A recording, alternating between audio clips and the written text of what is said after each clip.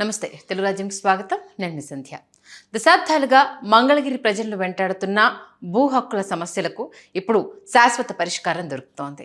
ఇక ఎన్నికల సమయంలో ఇచ్చిన హామీ మేరకు వాటిని అమలు చేస్తూ మంత్రి నారా లోకేష్ మరోసారి వేలాది కుటుంబాలకు పట్టాలు అందించేందుకు సిద్ధమయ్యారు. ఈ పట్టా ఇచ్చినందుకు చాలా కృతజ్ఞత. నెక్స్ట్ ఏంటంటే ఈ పట్టా రాదు అని అనుకున్నాం, కానీ చాలా హ్యాపీగా ఉంది ఈ పట్టా మా చేతికి వచ్చినందుకు.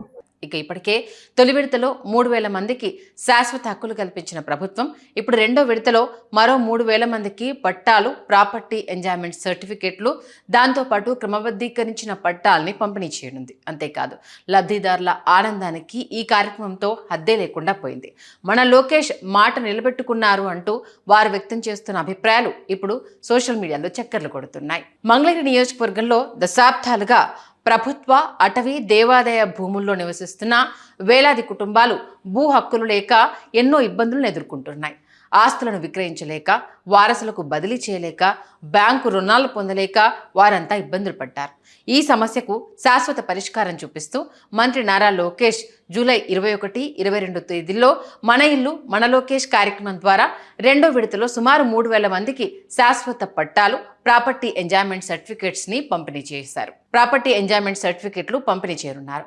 మంగళగిరి గ్రామంలో 22A నిషేధిత జాబితాలో ఉన్న భూములపై ఉన్న ఆంక్షలను తొలగిస్తూ 1,622 కుటుంబాలకు ఆర్డీఓ ధృవీకరించిన ప్రాపర్టీ ఎంజాయ్మెంట్ సర్టిఫికేట్లు అందించనున్నారు. ఇక స్టీల్ బ్రిడ్జ్ నిర్మాణంతో ప్రభావితమైన 81 కుటుంబాలకు పునరావాస పట్టాలు, GOMS నంబర్ 30 ప్రకారం 906 క్రమబద్ధీకరణ పట్టాలను కూడా ఈ కార్యక్రమంలో పంపిణీ చేయబోతున్నారు. ఇప్పటికే తొలి విడతలో పట్టాలు పొందిన లబ్ధిదారులు తమ ఆనందాన్ని వ్యక్తం చేస్తున్నారు. ఎన్నికల సమయంలో ఇచ్చిన మాటను లోకేష్ నిలబెట్టుకున్నారు. జీవితంలో ఎన్నడూ ఊహించని విధంగా మా సొంతింటికి చట్టబద్ధమైన హక్కు వచ్చింది అని వారంతా చెప్తున్నారు. ఇక లబ్ధిదారులు మాట్లాడుతూ, ఇన్నాళ్ళు మా ఇంటిపై హక్కు లేక ఎంతో ఆందోళనలో ఉండేవాళ్ళం. ఇప్పుడు పట్టా రావడంతో పిల్లల భవిష్యత్తుపై ధైర్యం వచ్చింది అని తెలిపారు.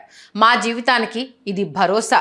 ఇప్పుడు మా ఆస్తిని వారసులకు ఇవ్వగలం, అవసరమైతే బ్యాంకు రుణాలు కూడా పొందగలం అంటూ వారంతా తమ ఆనందాన్ని, అలాగే ఇన్ని రోజులు పడ్డ బాధకు దొరికిన సంతోషాన్ని వ్యక్తం చేస్తున్నారు. దశాబ్దాలుగా పరిష్కారం కోసం ఎదురు చూసిన సమస్యకు శాశ్వత పరిష్కారం చూపుతూ వేలాది కుటుంబాలకు చట్టబద్ధమైన హక్కులు కల్పించే కార్యక్రమంగా మన ఇల్లు మన లోకేష్ నిలవనుందని ప్రభుత్వం చెప్తోంది.